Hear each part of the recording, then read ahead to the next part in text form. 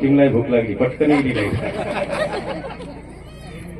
एका ठिकाणी मीटिंग भरलेली होती आणि काही कामानिमित्त मीटिंग मध्ये बसलेला माणूस होता आणि घराच्या हॉलमध्येच मीटिंग बसलेली होती. बरेच अधिकारी साहेब वगैरे सगळे आले होते, गच्च भरली होती सगळे. आता हिनं कीर्तन ऐकलेलं होतं साखर खेडेकर महाराजाचं. ही म्हणली महाराजांनी सांगितलं होतं की या मठाच्या गुरुपेक्षा आमच्या रुद्रमुनी शिवाचार्य असतील, साखर खेडेकर असतील, वसमतकर बापू असतील यांच्यापेक्षाही पॉवरफुल गुरु आहे. कुठे? घरात आहे. आणि घरातल्या गुरुची ताकद लई मोठी आहे. तिला वाटलं तर आजमावून तरी बघा. महाराजांनी सांगितलं कुठे आहे का. तिनं काय केलं, ते मीटिंग मध्ये बसलेले होते पतिदेव आणि मग्न होते. त्याच्यात तिनं केलं आहो असं केलं. काय केलं? आहो. माणूस तटकन उठला गेला ना. म्हणजे काय ग? काही नाही हो, या बोटाची पॉवर बघितली मी किती आहे. तसं तिथून घरातून आवाज आला, अहो इकडे या. काय? आता बरेच गावातले सामाजिक कार्यकर्ते, प्रतिष्ठित मंडळी गुरु महाराज सोबत आलेली होती वर्गणीला. आणि तिनं घरात सांगितलं, अहो तुम्हाला काही कळतंय की नाही, आपल्याला समाजात राहायचंय, गावात राहायचंय, एवढं मोठं आपलं ऐश्वर आहे, वैभव आहे, आणि काय तुम्ही पावती दिली, महाराजांनी जेवढे म्हणले तेवढे द्या तुम्ही. काय फरक पडतंय आपल्याला, काही आणखी महाराजांच्या आशीर्वादानं भरपूर येईल. चार लोक आहेत समाजातले आलेले, गावातले, काय म्हणते तू उद्या नाव ठेवते असं का? बरोबर, तू म्हणते तर करून टाकतो. बाहेर आले, महाराज काही हरकत नाही म्हणे, तुम्ही म्हणले तुमची इच्छा आहे तेवढं. म्हणजे आप्पा तुम्ही आत्ताच म्हणे ना केळी करपल्या, हळद आली नाही, मग आता कुठून आली? अहो काय म्हणाल, कसं आहे घरच्याच ऐकायला लागते हो, अवघड आहे. मग तेव्हा आम्हाला कळाला, अरे आम्ही कशाची गुरु, आमच्यापेक्षाही भारी गुरु आहे. आम्ही उगाच अहंकारामध्ये आम्ही गुरु, आमचे एवढे शिष्य आणि आमचे एवढे भक्त. कशाची भक्त, कशाची? मानलं तर गुरु, नाही मानलं तर काय? सांगायचं तात्पर्य की पत्नी सगळ्यात पॉवरफुल गुरु आहे. मग अशा घरामधून जिथं संस्कार आहे, जिथं धर्माचं आचरण आहे, त्या ठिकाणी सदैव सुखाची आणि आनंदाची बरसात आहे. कर्म करत असताना सात्विक कर्म या ठिकाणी करावं, सत्कर्म आपल्या ठिकाणी करावं. या सगळ्या गोष्टीचं ज्ञान घेण्यासाठी आपल्याला सद्गुरूचं सानिध्याची गरज आहे, सद्गुरूच्या चरणाची गरज आहे, सद्गुरूच्या सत्संगाची गरज आहे. गुरु विना घेतलेलं ज्ञान नक्ट ज्ञान आहे. सद्गुरूच्या सानिध्याविना घेतलेलं ज्ञान करत असलेलं आपण त्याचं प्रबोधन हे सगळं नक्ट आहे. एक नक्की होती, 2च मिनिटाचा दृष्टांत आहे, लगेच आपण आपल्या उत्तर अभंगाकडे वळूया. एक गावात नक्की होती, दांडेगाव मध्ये नाही बरं हो, नाही तर म्हणते कोण कुठून कोणी आणला होता महाराजी. सुंदर असं कार्यक्रमाचं नियोजन केलंय.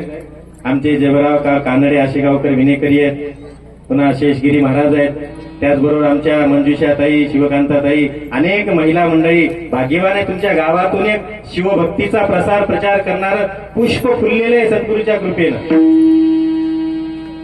आणि असं पवित्र गाव, या गावामध्ये नकटी नव्हती बरं, नकटी होती एका गावात.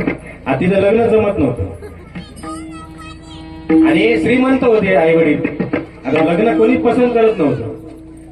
एक बिचारा शिकल्या सवरलेला होता, पण परिस्थितीनं मार खाल्लेला होता. ज्यावेळेस वधूवर परिचय मेळावा झाला त्यावेळेस त्यानं त्याच्यामध्ये कुठेतरी फोटो पाहिला पुस्तकात. आजकाल लग्न जमणं कठीण झाले आहे की नाही, मुली मिळणं कठीण झाली. मुली नाही अशातला भाग नाही, मुली आहेत, पण मुलींची अपेक्षा, मुलींच्या आईवडिलांची गरजा खूप वाढलेल्या आहेत. म्हणून कुठेतरी वैवाहिक जीवनामध्ये या अडथळे निर्माण होत आहेत. समाज व्यवस्थापन विस्कळीत होत चाललंय. वयाच्या बाहेर काही मुलं मुली चालले तरीही लग्नाचा योग येत नाहीये. हा परिणाम केवळ लग्नापुरताच नसून संपूर्ण आयुष्याचं विनाशाच्या मार्गावर आहे. म्हणून आपले पूर्वज आपल्याला सांगत होते योग्य वयातच मुलामुलीचे लग्न करा. त्याचे कारण आहे की संसार तो आनंदाचा होतो, संसार तो विश्वासाचा होतो. आज काय घडायले, विश्वासच राहिलेला नाही आहे का? एका 2 शब्दाच्या मोबाईलच्या संवादामुळेही नातं तुटल्या चाललंय. जमलेलं साखरपुडा झालेलाही विस्कळीत चाललंय. इतकाही विश्वास राहिलेला नाही. त्या ठिकाणी एक नक्की होती, लग्न जमणं गेलं. मग कसा तरी हा बिचारा गरीब होता, याला वाटलं बाबा आपल्याला आधार भेटेल सासऱ्याचा, काय हरकत आहे, नक्की तर नक्की. मग त्यांना तयार झाला. तयार झाल्यावर आनंदात आई वडील झाले आणि लग्न झालं. सासऱ्यानं त्याला नोकरीला लावून दिलं. नोकरीच्या निमित्तानं त्याला रोज या ठिकाणी नांदलेला जा ये करायचा तो. मग असं करत असताना ती कुठं पाणी भरायला गेली विहिरीवर किंवा संक्रांतीचं वाणवायला गेली की सगळे गावातले लहान लहान छोटे छोटे लेकरं बाळ तिच्या मागे पडायचे. अरे नक्की रे नक्की रे नक्की रे म्हणून चिडवायची तिला. मग ती चिडवत असताना हिला राग यायचा. मग असं बरेच दिवस गेल्यानंतर ही आपल्या नवऱ्याला म्हणली, का हो तुम्हाला तुमची बायको सुंदर दिसावी असं वाटत नाही का? ती म्हणे दिसायला काय, तू आहे सुंदर म्हणून तर केली की. सगळं गाव मला चिडवत आहे म्हणे, तुम्हाला काही वाटत नाही? तुमच्या बायकोचा अपमान होतोय आणि बायकोचा अपमान सहन करणारा पती असतो का कुठं? खरं आहे. मग काय करू? म्हणजे तुम्ही नांदेडला जाता, मुंबईला जाता, इकडे तिकडे जाता, आजकाल प्लॅस्टिक सर्जरीचं नाक निघालंय, मग एखादं नाक घेऊन या ना माझ्यासाठी. ते म्हणला बरोबर आहे, काही हरकत नाही, घेऊन येतो. अहो थांबा थांबा, माप घेऊन जा. त्या बिचाऱ्यानं माप घेतलं आणि मुंबईला काही कामानिमित्त जायचं होतं, गेला. आता तिथे गेल्यानंतर प्लॅस्टिक सर्जरीचं याचं काम आटपेपर्यंत ते नाक तयार झालं आणि येताना घेऊन आला. नेमकं संक्रांत जवळ आलेली होती आणि आताही तशी जवळ आलेलीच आहे संक्रांत, आहे की नाही?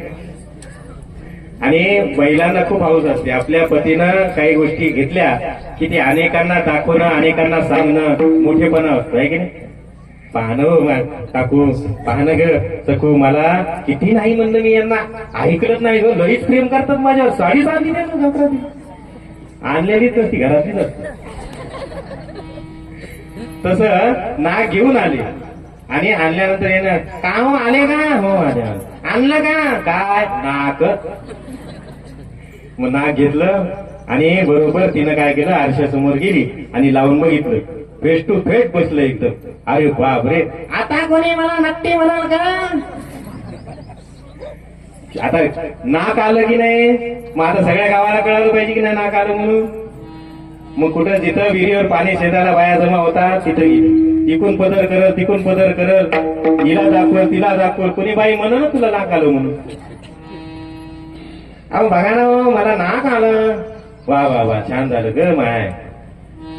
नंतर सगळी मुलं तिच्या माग घोपळा घोपळा, अरे नक्कीला नाक आलं, नक्कीला नाक आलं करू करू तिच्या माग. आणि नेमकं त्यावेळी दांडेगाव मधला बाजार होता. काय होतं? दांडेगाव मध्ये बाजार भरलेला होता. अरे बाजार असताना हिला काहीच घ्यायचं नव्हतं, फक्त हिला सगळ्याला दाखवायचं होतं. काय काय आलं? नाक आलं. बाजारात गेली, या भाजीचा भाव काय, त्या भाजीचा भाव काय, ती करत करत पुन्हा भुसार मार्केट मध्ये गेली. या ज्वारीचा भाव काय, त्या गव्हाचा भाव काय, बाजरीचा भाव काय, तुरीचा भाव काय, सगळे भाव विचारत गेली. आणि पुढं आता तिथपर्यंत ब्रेक द्यावा ना, आता घरी यावं मुकाट्यानं, बस झालं काय? नाही दम निघतच नाही, पण त्या गावाला कळालं पाहिजे. मग काय करा, ती आणखीन पुढे गेली. पुढं होतं लाल मिरच्याचं मार्केट. कशाचं होतं? वाळलेल्या मिरच्याचं मार्केट. तिथं गेली. बरं तिथं मुकाट्यानं सावकाश विचारावं की नाही, ते हात त्या पोत्यामध्ये घातला त्या मिरच्याच्या. जसा हात घातला, या मिरच्याचा भाव काय आहे, जसा हात काढा तसा ठसका लागला, नाक गळून पडली. अरे नक्की रे नक्की रे नक्की रे नक्की रे, मी शंकराच्या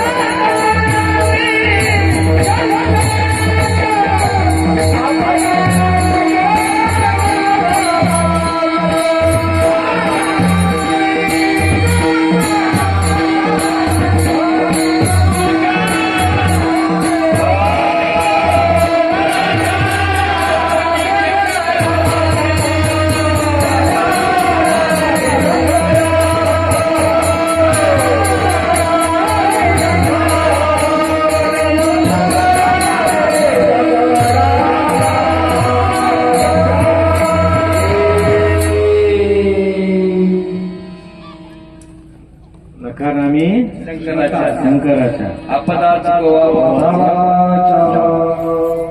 संत आपल्याला आपल्या स्वरूपाचं ज्ञान देण्याचं काम करतात. माणसाला वाटतं की आपण लई सुंदर आहे, लई सुंदर आहे. ज्यांना आपल्याला घडवलंय पण खरंच सुंदर आहे का आपण मला सांगा. आरशासमोर मायच्या उभा टाका आणि स्वतःला बघा. हे सगळं वरचं काळं पांढरं जे आहे की नाही आपल्याला गोर, हे सगळं वरचं प्लॅस्टर आहे. हे आणि या शरीराच्या माध्यमातून आपण स्वतःला इतकं सुंदर आणि अहंकारी समजू लागलो. मीच माझ्या रूपाची राणी घेऊ आहे गे. कशाची राणी?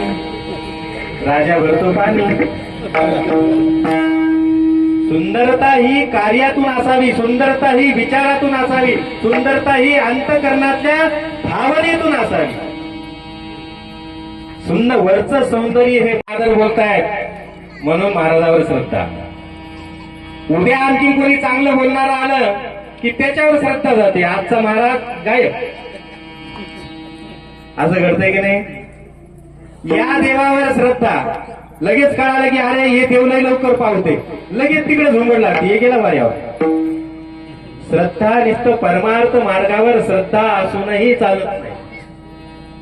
त्या श्रद्धेला निष्ठेची जोड पाहिजे. आणि नुसती निष्ठा असूनही जमत नाही, त्याला विश्वासाची पकड पाहिजे. वेदांताच्या प्रक्रिया सोडवत असताना सिद्धांत या ठिकाणी जरी आपल्याला त्रिपुटी वेगळ्या सांगत असेल, त्या त्रिपुटी समजून घेण्यासाठी फार मोठी बुद्धिमत्ता पाहिजे. त्याला तेवढा अभ्यास पाहिजे, तेवढं चिंतन पाहिजे वेदांतातल्या त्रिपुट्या समजून घेण्यासाठी. पण तुम्हाला ढोबळ मनाच्या त्रिपुटी सांगतो. परमार्थ साधना करत असणाऱ्या साधकाजवळ, एक चांगलं आचरण करणाऱ्या साधकाजवळ जर या ठिकाणी श्रद्धा, निष्ठा आणि विश्वास या त्रिपुट्या जरी असल्या तरी त्याच्या जीवनात सुख आणि आनंद मिळाल्याशिवाय राहत नाही. कारण श्रद्धा आज याच्यावर आहे, उद्या त्याच्यावर आहे. त्या श्रद्धेला निष्ठेची जोड आणि श्रद्धा आणि निष्ठेला विश्वासाची पकड ज्या माणसाची एकाच ठिकाणी असेल, तोच व्यक्ती ज्याच्यावर आहे तोच सद्गुरू आपल्याला तारून नेल्याशिवाय राहत नाही. म्हणून आपल्या सद्गुरूवर निष्ठा, श्रद्धा, विश्वास हा आढळपणे राखला पाहिजे. कारण आपल्याला तारून नेणारे सद्गुरूच असतात, आपलं कल्याण करणारे सद्गुरूच असतात, आपल्याला मोक्षापर्यंतचा मार्ग देणारेही सद्गुरू असतात आणि आपल्याला देवाचं दर्शन करून देणारेही सद्गुरूच असतात. गुरु गोविंद दोनों कडे काकी लागू पाय, बलहारी श्री गुरु की जिनो गोविंद बताय. म्हणून मंदिरामध्ये जर योगायोगानं जर गुरु आणि देव एकत्र आले तर अगोदर नमस्कार कोणाला करावा संताला प्रश्न पडला होता. पण ज्या देवाला अगोदर नमस्कार करावा असं मन आपलं सांगतंय, पण त्या देवाचं स्वरूप ज्या गुरुनं आपल्याला दाखवून दिलंय, देव काय आहे ज्यानं दाखवून दिलंय त्याचा नमस्कार अगोदर. म्हणून गुरु देवापेक्षाही श्रेष्ठ आहे. गुरु देवाचाही देव.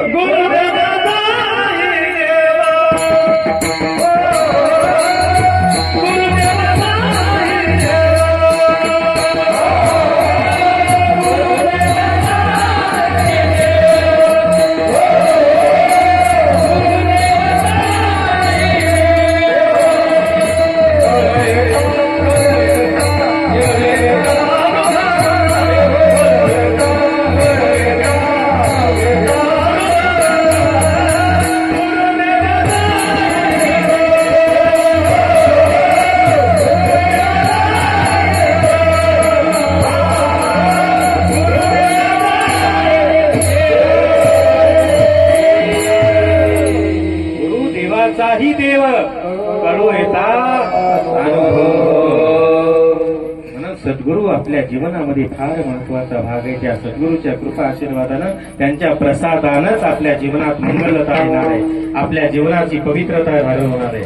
म्हणून अशा सद्गुरूचा प्रसाद आपल्या जीवनात प्राप्त होणं फार महत्वाचं आहे. म्हणून हे अखंड शिवनाम सप्ताह आयोजकांनी एवढ्या तळमळीनं या ठिकाणी आयोजित केला. कशासाठी? कार्यकर्त्यांना काही काम नव्हतं म्हणून ठेवला नाही, किंवा गावाची करमणूक व्हावी म्हणून ठेवलेला नाही, मनोरंजन व्हावं म्हणून ठेवलेला नाहीये. आपल्या सगळ्यांचं कल्याण व्हावं, सगळ्यांना अध्यात्माचा मार्ग मिळावा, आपल्या हातूनही परमार्थ घडावा म्हणून या कार्यक्रमाचं आयोजन केलंय. मला सांगा, सप्ताह किती दिवसाचा आहे? 7 दिवसाचं. किती दिवसाच्या कार्यक्रमाला सप्ताह असं म्हणतात? 7 दिवसाचा. आपला जन्म किती दिवसाचा आहे? 7 दिवसाचा. आपला मृत्यू किती दिवसाचा आहे? 7 दिवसाचा. आणि सप्ताह किती दिवसाचा आहे? 7 दिवसाचा. जन्म आणि मृत्यूच्या मधातलं जीवन समजून घेण्याचा मार्ग म्हणजे सप्ताह आहे. आणि ते मर्मच जाणून घेण्यासाठीच एवढा अट्टहास आहे. इथं हुतात्मार ज्ञानाचं चिंतन, ज्ञानाचं मंथन हे आपल्या एक एक पावलाला जीवनाला दिशा देणार आहे, मार्ग देणार आहे. सद्गुरू फार दयाळू असतात, कणगाळू असतात. या सद्गुरूचं भजन करताना, भक्ती करताना आपल्या टाळ्या वाजत नाही. वाजतात का? एकदा सुंदर असं हे गायन करायलेत मंडळी. इतकं हृदयाच्या अंतःकरणापासून जीव ओतून आपला या ठिकाणी कला सादर करत आहेत. आणि कलाकाराची पावती कशात असते सांगू का तुम्हाला? ज्या कलाकाराने आपली कला सादर केल्याच्या नंतर टाळ्याचा कडकडाट त्यांच्यासाठी होईल, तीच त्यांची खरी पावती असते. तरी अर्ध्याला वाजवल्या ना, अर्ध्या असं खाली कर कर कर कर कर कर कर बोल बोल.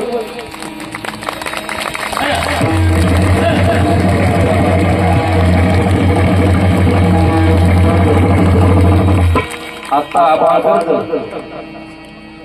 टाळ्या परमार्थ मार्गावर 2 हात आपल्याला दिलेत, ती सेवा करण्यासाठी, दान करण्यासाठी आणि भगवंताच्या भजनामध्ये टाळी वाजवण्यासाठी. एवढं मोठं सुंदर मुखकमल आपल्याला परमेश्वरानं दिलंय. कुणाची निंदा करण्यासाठी नाही, कोणाला नाव ठेवण्यासाठी नाही, कोणाचं घराणं करण्यासाठी नाही, याच्या त्याच्याबद्दल कटकारस्थान करण्यासाठी नाही, परमेश्वराचं गुणगान करण्यासाठी. मधुर टाळे वाजवून घोषा मार्ग घेऊन नाचून करी भजन सद्भक्त माझा तो. काय म्हणतात परमेश्वर? गरजून त्यामधून या ठिकाणी अंतःकरणातून प्रेममय भावनेतून जो या ठिकाणी टाळी वाजवतो तोच सद्भक्त माझा. हे की नाही? मग टाळी 2 हातानं वाजण्यात गेली पाहिजे. जर भजनामध्ये टाळी वाजली नाही, कीर्तनात टाळी वाजवली नाही, सद्गुरूचा जय जयकार करण्यात टाळी वाजवली नाही, भगवंताचं नाम घेण्यात टाळी वाजली नाही, किंवा शिवपाठ करताना टाळी वाजली नाही, तर एक जन्म आपल्याला मिळतो. त्या जन्मामध्ये आयुष्यभर टाळ्याच वाजवावं लागतात. कोणता जन्म आहे मी नाही सांगत, कळालं आपल्याला सगळं, आहे की नाही? आता काही कम करताय का? आता टोल नाक्यावर आहेत, पॉइंटवर आहेत, कुठेही आहेत की नाही? आहे की नाही? मग त्या जन्मात जाऊन आपल्याला टाळ्या वाजवायच्या का? आता जर टाळ्या नाही वाजल्या या जन्मात, आयुष्यात येऊन जर देवासाठी, तर पुढचा जन्म त्या योनीत मिळतो. देव आपल्याकडून कोणतंही या ठिकाणी कटकसर सोडत नाही, आपल्याला माफ करत नाही. आता नाही केलं तर पुढच्या जन्मात तरी ते फेडून घेतोच. आता इथं टाळ्या जर नाही वाजवल्या तर देव म्हणतो असं आहे का? बरं थांब, इथं 7 दिवस नाही टाळ्या वाजवता आल्या तुला, ठीक आहे, आयुष्यभर टाळ्याच वाजवतील, त्या योनीत पाठवतो. ज्या मुखात जे सुंदर असं जीवन त्या परमेश्वरानं दिलंय, सुंदर असा जन्म त्या परमेश्वरानं दिलाय. बाहेरचं कमळाचं फूल आपण नवरात्रामध्ये देवीला वाहतो, पण त्या देवानं तुम्हा मला 5 कमळ दिले. किती कमळ दिले? क्षीरकमळ, आहे की नाही? नेत्रकमळ, पदकमळ, हस्तकमळ आणि मुख कमळ. सुंदर ये मुख दिया भाई शिव भजन के लिए, ना किसी की निंदा करने के लिए. ये सिर्फ दिया है तो भगवंत का चिंतन करने के लिए. या मुखानं जर देवाचं नाव इथं बसल्यानंतरही आलं नाही, महाराज म्हणल्यानंतरही आपण जय जयकार करत नाही, महाराज म्हणल्यानंतरही आपली वर हात करून टाळ्या वाजत नाही, कुठं टाळ्या वाजवा हे कळत नाही. भजनात खऱ्या अर्थानं टाळ्या वाजल्या पाहिजे, इथं वाजवत नाही, नको तिथं टाळ्या वाजवतो, आहे की नाही? तर पुढचा जन्म सापाचा मिळतो. या जन्मात जर नाम घेतलं नाही तर, इथंच जर समजा योगायोगानं, दैव योगानं नागराजा मधात आला, असे सैरा वैरा होऊन पळत फिरतील महाराज कुणकडन ती भोंगडी कुणकडन ते कीर्तन कुणकडन आहे की नाही. निघणार नाही, काळजी करून लगेच बघायला पाया खाली आहे. समजा आला निघाला तर त्याला मारा मारा मारा म्हणतात. कुठं मारा म्हणतात हो? साप निघाल्यानंतर सापाला कुठं मारतात? शेपटीवर मारतात का पोटावर मारतात? कुठं मारतात? तोंडावर. ठेसा म्हणतात त्याचा. ठेसा काय काय ठेसा? कोणाचं? का आपलं? सर्पाचं तोंड ठेसा म्हणतात. बिचाऱ्याचं इतकं तोंड ठेसतात की त्याचा ठेसा करून टाकतात आहे की नाही. त्याचं तोंड ठेसल्या जातं. काय कारण आहे? त्यानं मागच्या जन्मामध्ये कधीच परमेश्वराचं भजन केलं नाही, कधीच परमेश्वराचं नामस्मरण केलं नाही, कधी भक्ती केली नाही, कधी या ठिकाणी दान धर्म केला नाही, कधी सेवा केली नाही. म्हणून त्याला त्या सर्पाचा जन्म मिळाला आणि परमेश्वरानं त्याचं तोंड ठेसून काढलं. आपल्याला पुढचा जन्म सापाचा घ्यायचा का? घ्यायचा का? हो का नाही? मला ऐकू येत नाही. जोरान म्हणा. हो का नाही? नाही ना. मग त्यासाठी जय जयकार करावा लागेल की नाही? भजन करावं लागेल की नाही? त्यासाठी वर हात करून मोकळ्या मनाने टाळ्या वाजवा. ज्याला हात आहे त्यांना वाजवायच्या आणि ज्याला तोंड आहे त्यांना म्हणायचं आहे की नाही. शिव माझा माझा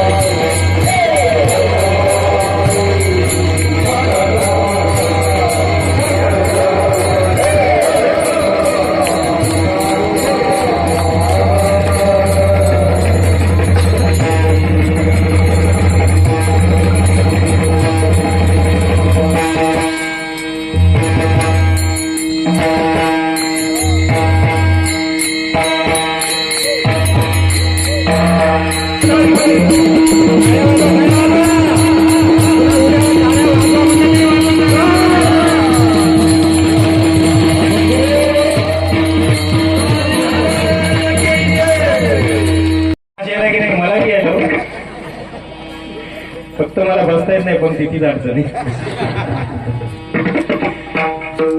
सुंदर असं हे आपल्याला आयुष्य, सुंदर जीवन या परमेश्वरानं आपल्याला दिलंय ते भगवंताच्या सत्काराने लावण्यासाठी, त्याच्यासाठी भक्ती करण्यासाठी. या मुखानं, या पायानं, हातानं जोपर्यंत शरीर स्वस्थ आहे, चांगलं आहे, तोपर्यंतच मन्मथ माऊलीची पायी यात्रा करा.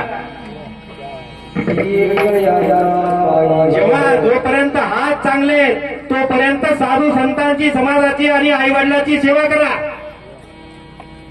जोपर्यंत आपल्या तोंडामध्ये तात आहे तोपर्यंतच भगवंताचं भजन जितकं होईल तेवढं करून घ्या. कारण एकदा का यायला एक एक नोटिसा तुम्हाला पाठवल्या की तिकडं पायी यात्रेला जरी इच्छा असली कपिला धारला जायचं होतं म्हणी ग. नको नको म्हणतंय कशाला नको म्हणतात? अहो, कुंकवाच्या धन्याला त्यांची परमिशन घ्यावं लागतं. पाय चांगले तोपर्यंत पुन्हा जर गुडघे दुखू लागले कंबर दुखू लागली कितीही इच्छा झाली दिंडीत जायची जाता येते का? किती हाताने या ठिकाणी पंगत वाढा वाटली आई वडिलांची सेवा करा वाटली करता येते का? किती आपल्याला वाटलं आता भजन चांगलंय सुंदर असे आमचे ओंकार या ठिकाणी मृदंग वाजवायला आहे आमचे नाथा या ठिकाणी पेटी वाजवायला आहे ते स्वर कुणकड चाललाय मलाही कळलं. आज काय झालंय पेटी मास्तर आणि कीर्तनकार सारखेच झाले. कीर्तनकार हे स्वराच्या बाहेर आहे पेटी बी आपल्या स्वराच्या दोघे बेसूर आहेत पण जरी असलं तरी बाकीची गुणवंत मंडळी त्या बेसूर आवाजालाही स्वरामध्ये या ठिकाणी पकडण्याचं काम करायले. असं सांगण्याचा संदर्भ की वाटलं की आपल्याला खूप भजन करावं खूप अभंग म्हणावा आहे की नाही पण दातच नाही तोंडात म्हणता येते का? खूप डोळ्यानं या ठिकाणी सद्गुरूचं स्वरूप बघा वाटायले मन्मथ माऊलीची समाधी नेत्र भरून बघा वाटायली राष्ट्रवंत शिवलिंग शिवाचार्य महाराजांची समाधी दर्शन घ्यावं वाटायले पण लकलक का म्हणाय डोळ्याचं दिसणच दृष्टी कमी झाली मोतीबिंदू झाला फायदा आहे का? जोपर्यंत आपलं शरीर चांगलं आहे स्वस्थ आहे आरोग्य चांगलं आहे तोपर्यंतच परमार्थ करा आणि परमार्थ हा तरुणपणात केल्या जाण्याचा मार्ग आहे. परमार्थ हा सगळे हातपाय गळून गेल्यानंतर शेवटच्या टप्प्यात करण्याचा मार्ग नाही आहे. शेवटच्या टप्प्यात फक्त माणूस मृत्यूची वाट पाहतो दुसरं काहीच नाही. ती लवकर येत नाही म्हणून बरेच जण मला मी भेटायला गेलो की अहो मला आता राहू वाटना हो सांगा की त्याला वर जायचं आणि म्हणलं वर अजून जागा खाली नाही की या त्रस्त झालेले असतात काही आणि त्या त्रस्त अवस्थेमध्ये माणसाला देव कळत नाही धन होत नाही भजन होत नाही पूजन होत नाही. पण जोपर्यंत शरीर चांगलं आहे आरोग्य चांगलं आहे तोपर्यंत परमार्थ मार्गावर पाऊल ठेवा आणि तरुणपणात केलेला परमार्थ हा सफल झाल्याशिवाय राहत नाही. याच जन्मामध्ये आपल्याला हा जीव न राहता शिव झाल्याशिवाय राहत नाही. म्हणून फार महत्वाचं आपण ज्या संतांना आदर्श मानतो ज्या संतांचे विचार आचरणात आणतो त्या संतांच्या जीवनचरित्राकडे बरोबर कोणीतरी त्याच्यातलं 70-80 वर्षाचा आहे का एखादं तरी? सगळे संत आहेत. आमचे ज्ञानेश्वर माऊली 16व्या वर्षाचे आहेत. मन्मथ माऊली अगदी 29, 30, 31 वर्षाच्या आत. लक्ष्मण महाराज 35 वर्षाच्या आत. स्वामी विवेकानंद तरुण वयात या सगळ्यांनी तरुण वयात परमार्थ केला तरुण गेले. आपण म्हातारपणात परमार्थ करतो म्हणून आपण तरुण न जाता इथं आहे की नाही. म्हणून आपण परमार्थ लवकरात लवकर घरामधलं वातावरणही चांगलं ठेवा घरातलं संस्कारही टिकून ठेवा घरातलं धर्मही टिकून ठेवा. फार मोठे भयानक भविष्य काळात येणारे आव्हान आहे. आपसातल्या आपसात भांडण्यापेक्षा आपसातल्या आपसात एकमेकाचे पाय वळण्यापेक्षा आपला समाज पाठीमागे काय कशामुळे कधी चिंतन केलं आपण? कोण म्हणतंय महाराष्ट्रात समाज कमी आहे? महाराष्ट्रातही आपण बहुसंख्येने आहोत अल्पसंख्याक नाहीये. पण आपण संघटित नाही म्हणून अल्पसंख्याक आहे. आपण एकत्रित नाहीत म्हणून अल्पसंख्याक आहे.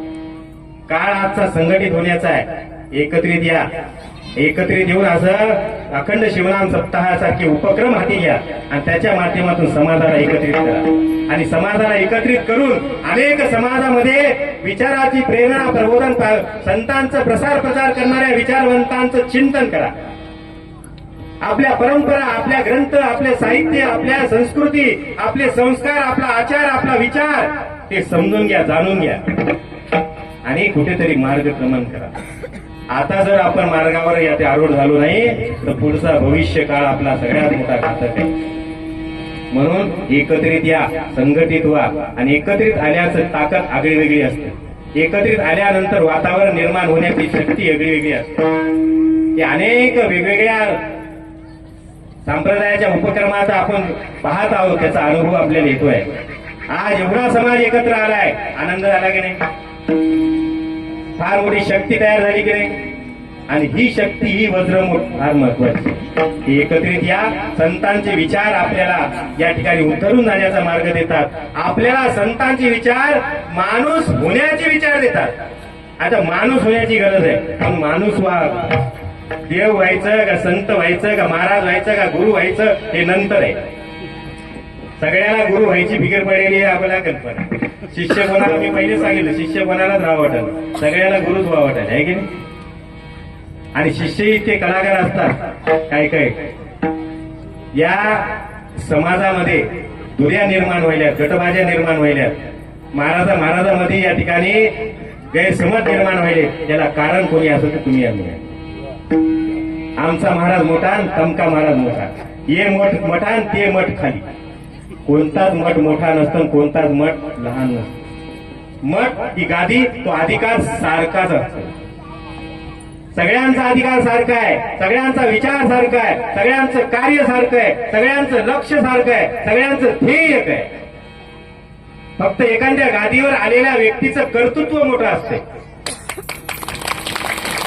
कर्तृत्वानं व्यक्ती मोठा होतो, म्हणजे त्याची गादी किंवा अधिकार मोठा होत नाही. अधिकार सगळ्यांचा सारखाच असतो.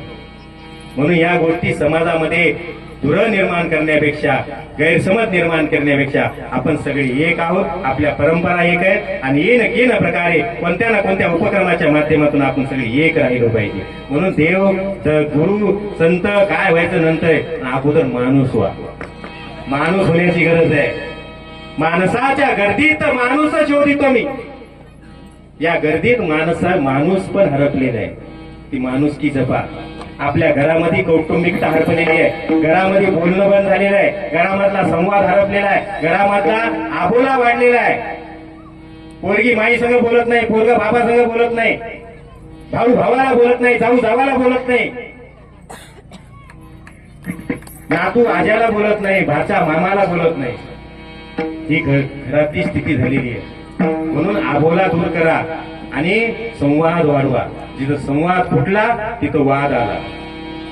घरामध्ये होत असलेलं वातावरण निष्कळीत चाललेलं आहे. एकमेकाला घरामध्ये बोला, एकमेकाची काळजी घ्या, एकमेकाला समजून घ्या आणि घरातलं वातावरण आनंदाचं करा. घरातलं वातावरण चांगलं झालं की त्याचा वातावरणाचा परिणाम त्या घरातल्या सगळ्या लेकरा बाळावर पडत असतो. जसं वातावरण असेल तशा प्रकारचे पिंड घडत असतात, तशा प्रकारचे लेकर घडत असतात. पण चांगल्या प्रकारचं वातावरण ज्या ठिकाणी संततीला घडवते, संतती घडचं चांगली सदाचार संपन्न घडली, त्या ठिकाणी समाजाचा विकास होईल, समाज संघटित होईल, धर्माचं संरक्षण होईल आणि राष्ट्र उभारणीमध्ये आपला हातभार होईल. त्या फार महत्वाच्या गोष्टी आहेत. म्हणून संघटित व्हा, एकत्रित या आणि एकत्रित येऊन हा परमार्थ करा. नक्कीच आपलं कल्याण झाल्याशिवाय राहणार नाही. ज्या पद्धतीनं मृत्यूपणा दूर झाल्याच्या नंतर सुखाची, आनंदाची प्राप्ती होती. सुख ब्रह्मानंदी होय गगनी आनंद. लक्ष्मण महाराज सांगतात, एवढा मोठा सुख बरसात मिळाली, सुख इतकं मिळालं, पोत वाहून गेलं, गगनी आनंद न मान. जसं दूध उतू जाते की नाही, तशा प्रकारचा हा आनंद, हे सुख या ठिकाणी उतून जाते. एवढं आनंद, एवढं सुख आपल्याला प्राप्त होते कशानं? सद्गुरूच्या प्रसादानं. आणि तो प्रसाद घेण्यासाठी ज्या लक्ष्मण महाराजाला प्राप्त झाला, त्या लक्ष्मण महाराजांच्या जीवनामध्ये त्यांना हा योग घडून आला. त्या लक्ष्मण महाराजांनी एकट्याला मिळालेला प्रसाद एकट्यानं न घेता आपल्या सगळ्यांचं कल्याण व्हावं, सगळ्यांना समाधान मिळावं, सगळ्यांना आनंद मिळावा म्हणून सगळ्याला आवाहन करतात. शेवटचे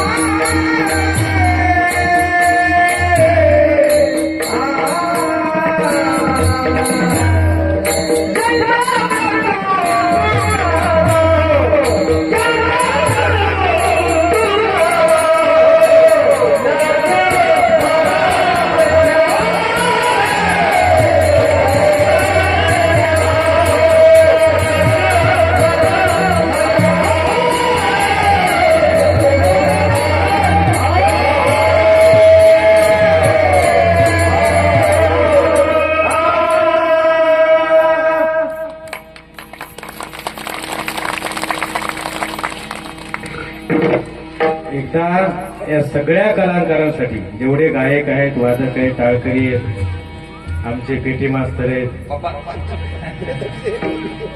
विनेकरी आहेत, या सगळ्यांसाठी एकदा मनाभावातून टाळ्या वाजवायच्या कडकडाट लगेच. वा, क्या बात.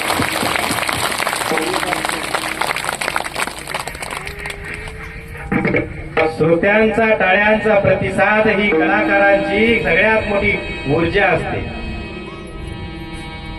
आणखीन उत्साह वाढवणारा हा प्रसंग असतो. असो, लक्ष्मण म्हणे घ्यावो जन्म मृत्यू सुख व्हावं.